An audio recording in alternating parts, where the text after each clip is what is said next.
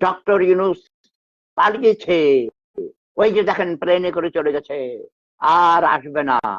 Doctor ইউনুসকে arrest করেছে, সেনা প্রধান মার্শাল ল জারি করেছে, সামরিক শাসন জারি করেছে, সমন্বয়করা সব ভেঙে গেছে।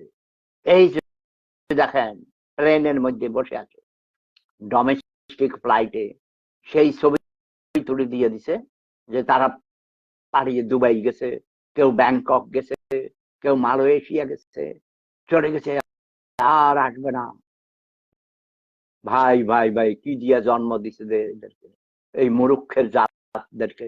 বাঙালি এত খারাপ। আগে মনে করতাম শুধু মুসলমানরাই মিথ্যা কথা বলে, এখন দেখি হিন্দুরা আরো 1000 গুণ বেশি বলে।